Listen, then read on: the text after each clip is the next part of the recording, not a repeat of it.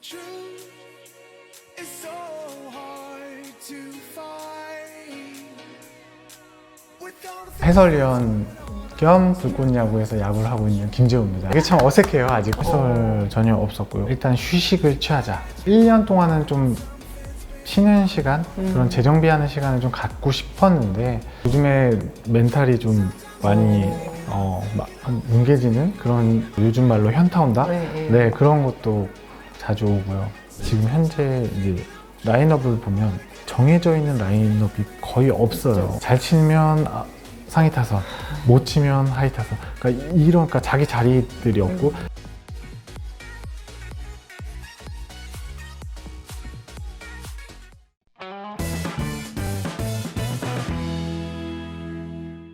네, 안녕하세요. 전 두산 베어스 야구선수 김재호입니다. 반갑습니다. 와. 전 두산 베어스 현? 해설위원 겸 불꽃야구에서 야구를 하고 있는 김재호입니다. 네, 맞습니다.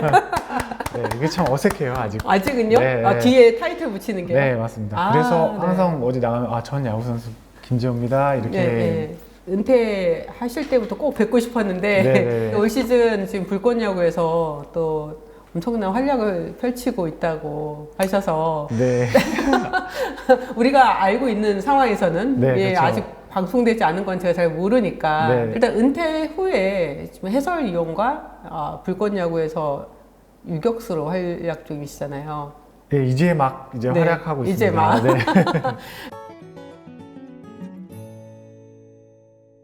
그러면 해설위원에 대해 해설하시는 거 좀 어때요? 제가 좀 찾아봤더니 좋은 점보다는 되게 비난 여론도 많고 맞습니다. 그리고 어떤 분이 이 얘기도 있었어요. 해설을 올해까지만 하고 내년에 코치로 들어와라 뭐 이런 이야기도 있었고요. 맞습니다. 어려운 것 같아요. 그러니까 네. 제가 아직 그 사람들한테 전달하는 데 있어서 아직 부족한 면이 많고요. 말을 잘하는 스타일이 아니었기 때문에 그 상황적인 거를 풀어나가는 데 있어서 편하게 말이 나와야 되는데 라이브 상황에서 그걸 맞추려고 하니까 상당히 어렵더라고요. 보통 은퇴하면 뭐 할지 고민하잖아요. 네. 해설위원도 포함되어 있었어요?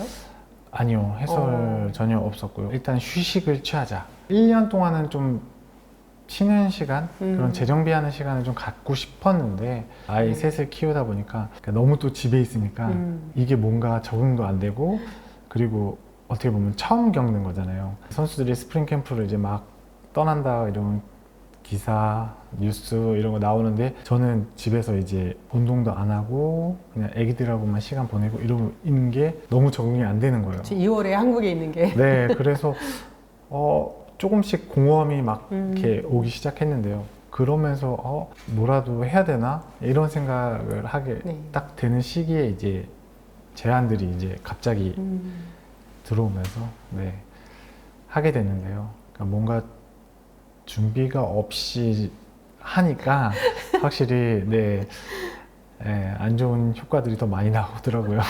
사실 선수 생활할 때도 네. 뭐 칭찬도 많이 들었고 네. 또 여러 가지 또 비난의 목소리도 있었는데 은퇴하고 나서도 또 이런 이야기를 듣게 되리라고. 그러니까요. 그래서 요즘에 멘탈이 좀 많이 뭉개지는 그런, 요즘 말로 현타 온다? 네, 그런 것도 자주 오고요. 네, 저는 이제 아무래도 질문을 하다 보니까 약간 짓궂게 하게 되는데 이렇게 차분하게 말씀하시는 거에 대해서 되게 좋아하는 분들도 있고 또 어떤 분은 또 너무 차분하다, 너무 졸립다 맞아요. 라는, 방송국에서도 이렇게 좀 텐션 좀 올려서 해달라 뭐 이런 요구도 있나요? 아니면 전혀 안 하시나요?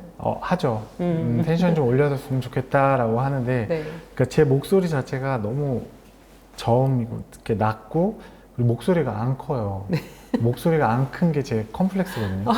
그래서 저는 선수 시절 때도 제 나름대로 열심히 소리 화이팅 내고 막 한다고 했지만 그게 다 옆에 있는 사람들한테 묻히는, 그러면서 이미지가 쟤는 열심히 안 해, 이런 이미지가 많이 또 그런 게 생겼거든요. 그래서 항상 저는 이 목소리가 참 문제라고 생각을 하는 사람 중에 한 명이에요. 좀 열심히 안 해. 이거 하나 이미지 뭐 산책주로 뭐 이런 것도 있어요. 이 산책주로는요, 제가 잘못했죠. 잘못했는데 그게 또 네. 핑계라면 뭐 핑계일 수도 있는데 제가 다리가 다 터졌어요.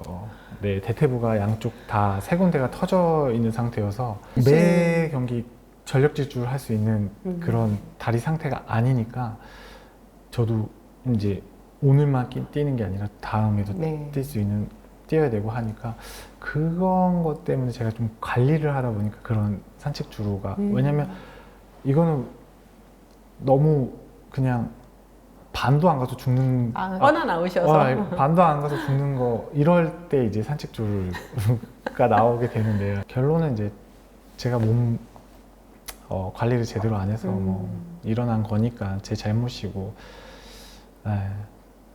잘못했습니다.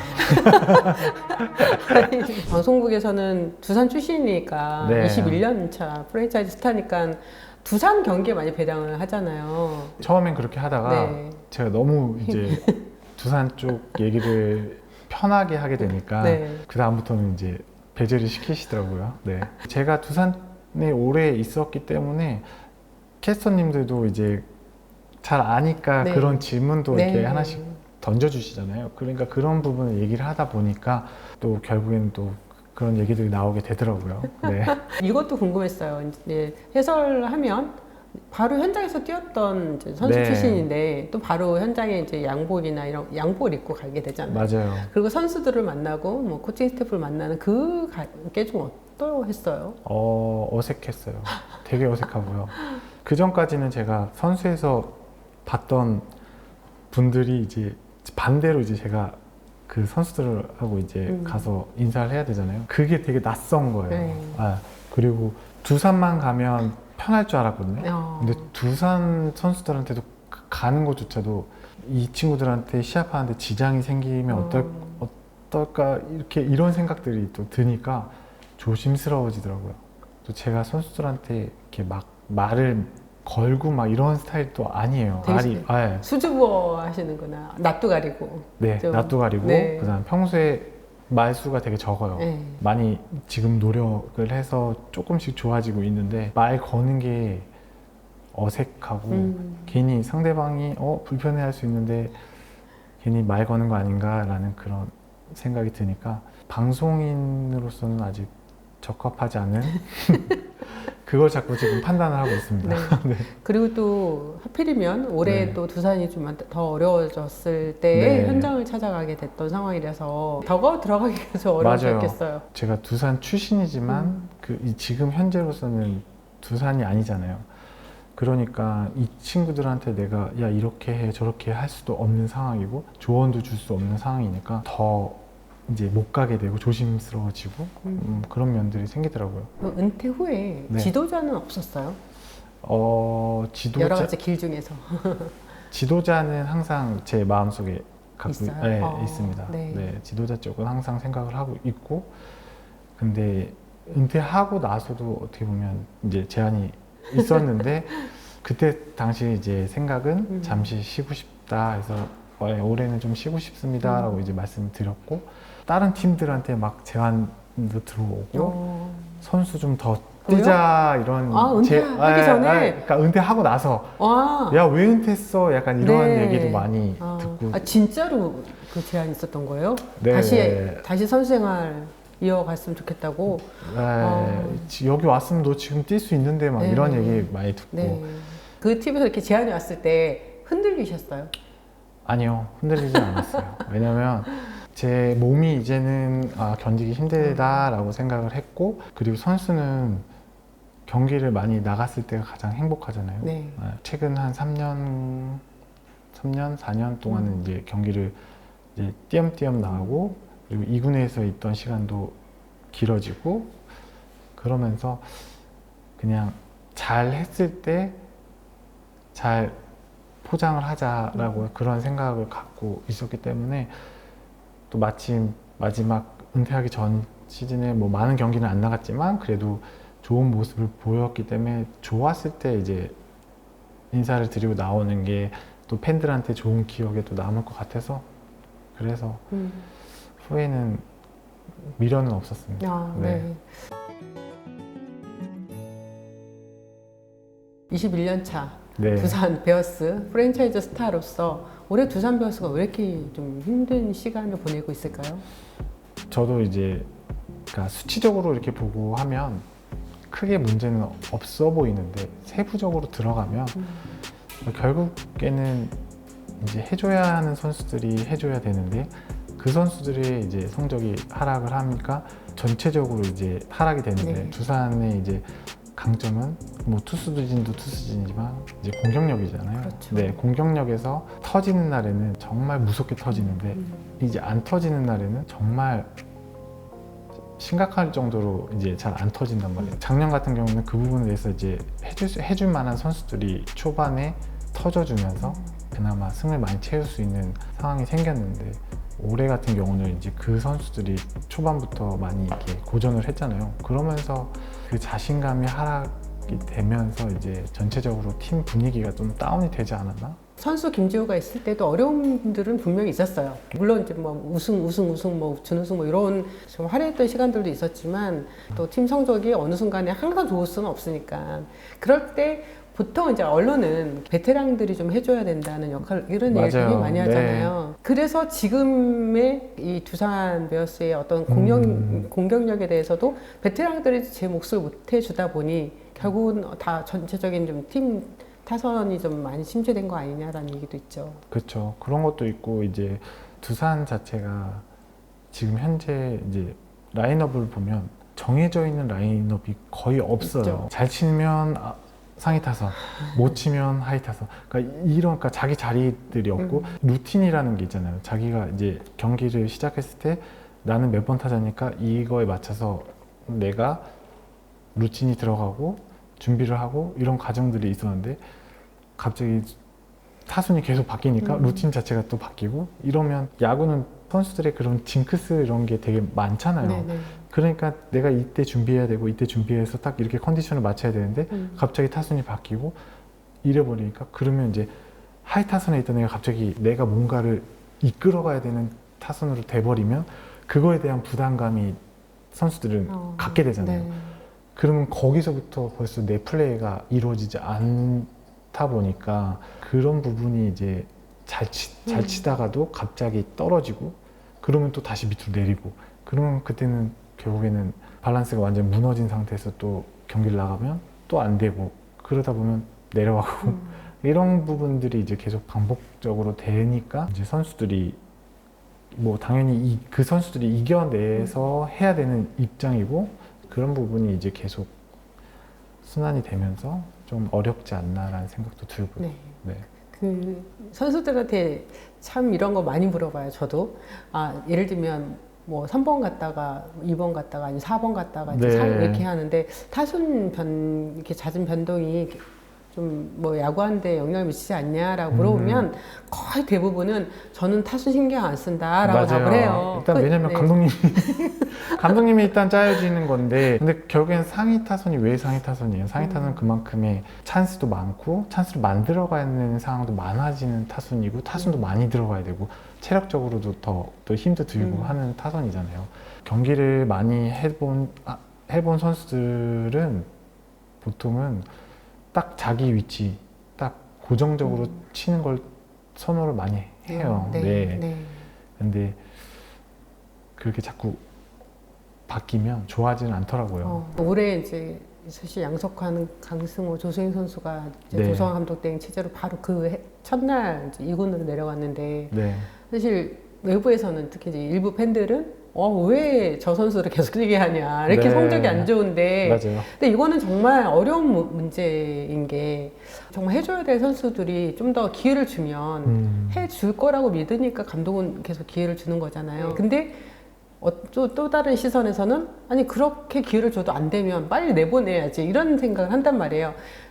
이게 사실 정답은 없잖아요. 맞습니다. 결과이기 때문에 네. 꼭 그 세 선수한테 우리가 타겟을 두는 건 아니고 좀 잘해야 되는 선수가 또 역할을 해줘야 되는 선수 못했을 때 선수 김지호를 포함해서 네. 2군으로 내려보냈다. 네. 그럼 어떤 영향이 좀 미쳐지게 될까요? 어떻게 보면 이제 작년에 주축이었던 선수들이 지금 빠진 거잖아요. 그쵸. 아마 상실감이 되게 클 거고 네.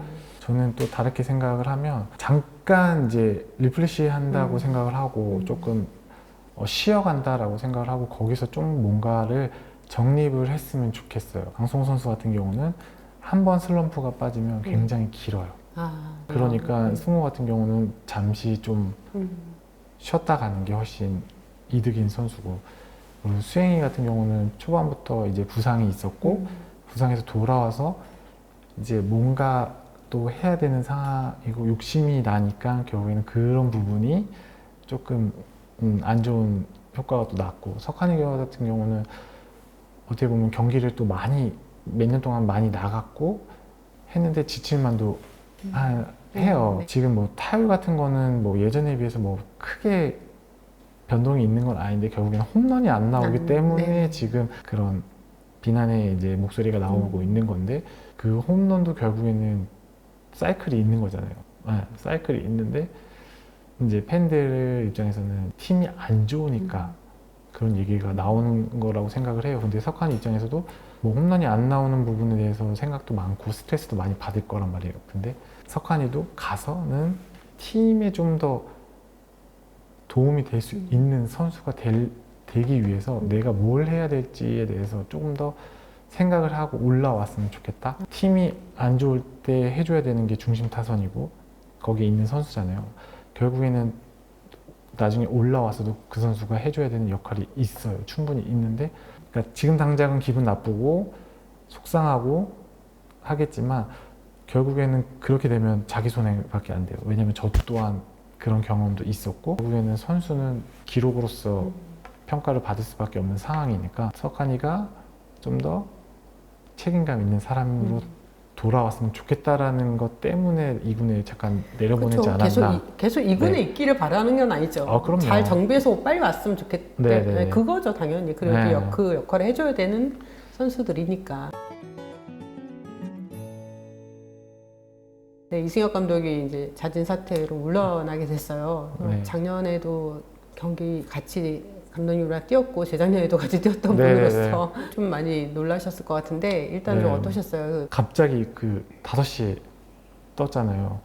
놀랬죠. 걱정도 좀 많이 됐고요. 워낙 스트레스도 많이 받는 스타일이시고.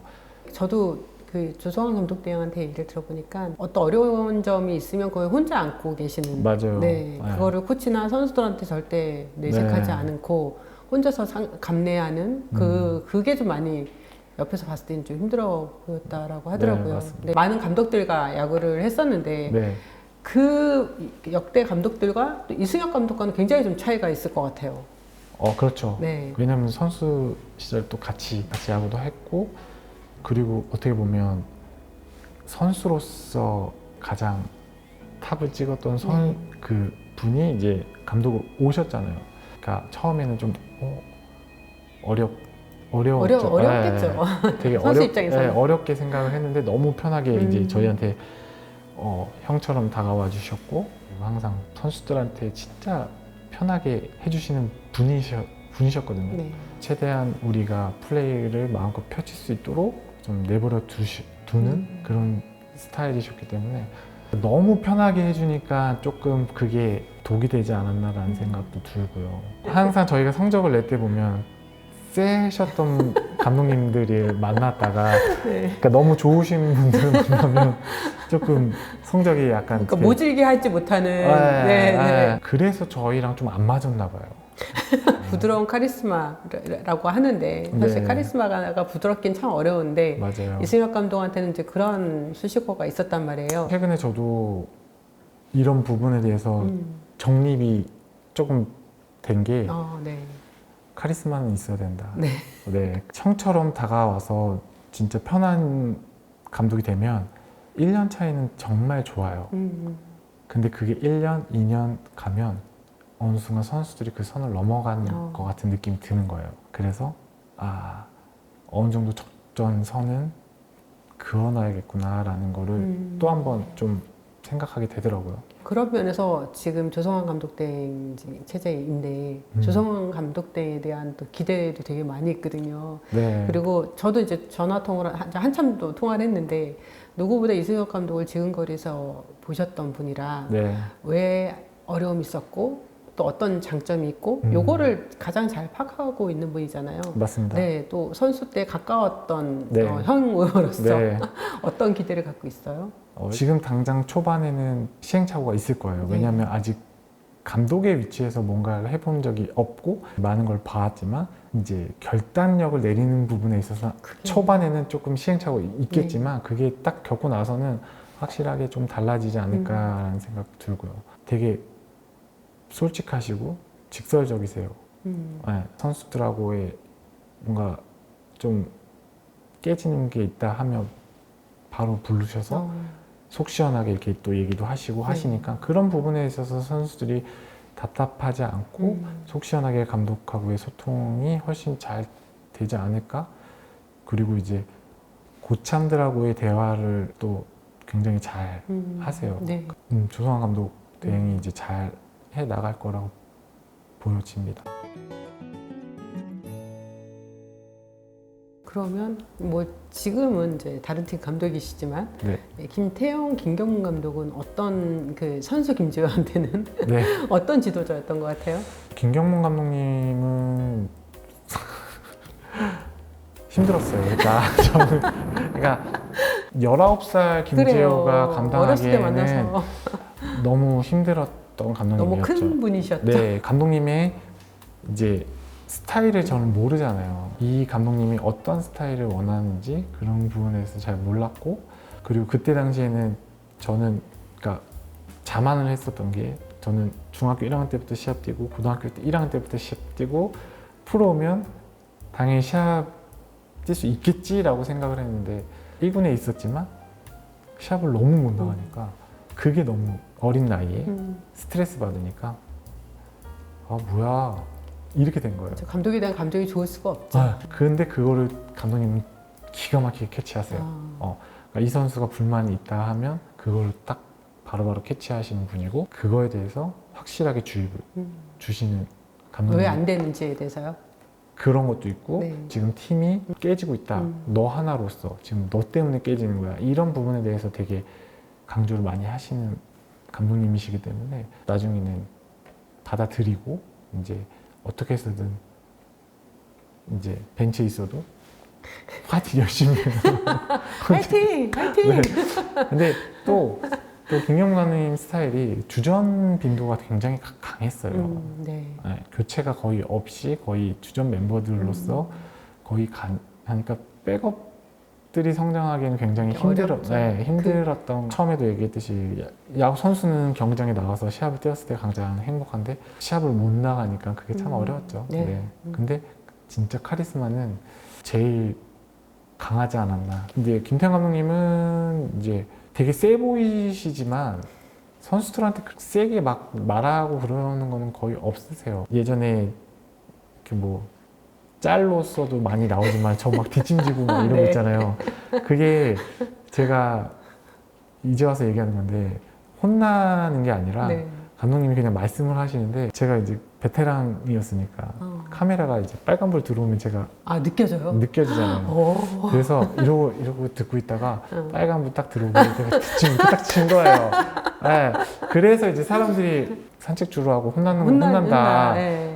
이렇게 얘기를 하시는데 그렇게 혼내는 게 아니라 감독님 그냥 왜 뭐가 불만인데 이렇게 말씀 이렇게 부드럽게 해주신 건데 제가 그 뒷짐을 지고 있으니까 사람들이 혼내는 거다라고 네. 이제 많이들 오해를 하시고 이제 하는 건데 좋으세요. 네, 그러니까 근데 이제 그건 있어요. 욱하시는 게 있어서 감독이란 자리가 스트레스를 굉장히 많이 받는 자리잖아요. 근데 그걸 계속 이제 담고 있으면 병이 나잖아요. 근데 그런 부분에서 감독님이 그 상황에 뭔가가 불만이 있을 때는 확실하게 푸세요. 그리고 뒤끝이 없으세요. 그러니까 그런 게 이제 사람들이 이제 보여지는 게 있으니까 김태형 감독은 되게 무섭고 카리스마 있고 뭐 이렇다라는 말들이 이제 많이 나온 거잖아요. 근데 감독님 생각하기에는 내가 그렇게 심하게 얘기했어? 이렇게 말씀하실 정도로 네. 그때 당시 그냥 순간에만 그냥 욱하시는 게 있으신 거지 그 외적인 거는 선수들을 터치를 거의 안 하세요. 그러면 해설위원으로 세 분을 다 이승엽 감독 비롯해서 다 만났었어요? 현장에서? 김경문 감독님 못 뵀어요. 아, 네. 네네. 김경문 감독님은 작년에 통화만 하고 네. 네. 그 양보 입고 이승엽 감독님 찾아갔을 때, 또 김태형 감독님 찾아갔을 때 좀 어땠어요? 되게 많이 반겨주셨죠. 네. 네, 반겨주시고 이승엽 감독님은 힘들지. 감독님도 이제 해설을 하셨잖아요. 저랑 똑같은 약간 이미지 그 부분에 대해서 저한테 말 많이 해주시고 네. 진짜 어려운 거라고 막 야 나는 다시 못하겠다 뭐 이런 얘기 해주시면서 그래도 어떡하겠냐 해야지 그래서 화이팅 하라고 그런 얘기 많이 해주시고 처음엔 그랬는데 이제 차츰 이제 분위기가 안 좋아지고 이제 야구 얘기는 못하겠고 그냥 감독님 뭐 괜찮으시죠 뭐 이런 얘기만 하게 되고 김태형 감독님은 야 막 해 나는 막 먹으면서 했어. 김태형 감독님도 해설하셨고. 네. 네. 근데 또 선수에 대해서 뭔가 평가라는 게 참 어려운 거죠. 맞아요. 네. 그리고 이제 김태형 감독님 있을 때는 이렇게 만날 때는 이제 선수들한테 얘기하는 거에 대해서 조금 조심스럽죠. 더. 왜냐면 어떻게 보면 스승과 네. 제자였는데 내가 갑자기 해설위원 됐다고 이제 감독님 누구가 뭐 이렇고 이러는데 어떻게 생각하세요? 이렇게 얘기하기가 조금 조심스럽더라고요. 네. 네. 뭐 선수가 운영하는 이제 레슨장에 아카데미 가서 그냥 막 좀 치고 막 이럴고 있는데 트라이아웃 한번 참가하는 거 어때? 라고 이제 연락이 온 거예요. 이제 와이프가 직접 진짜요? 네, 준비 운동을 해야 되는 시간이 있는데 그 장소는 협소하고 힘들었어요. 그러니까 심지어 그날 또 비가 왔어요. 아 트라이아웃이 이렇게 힘든 거구나. 여기는 이제 거의 같은 세대에 야구했던 형들도 있고 뭐 동생들도 있고 그러니까 이렇게 있으니까 또 다른 행복 그 예전의 향수를 다시 한번 느낄 수 있는 그런 행복이 있어서 아 잘했다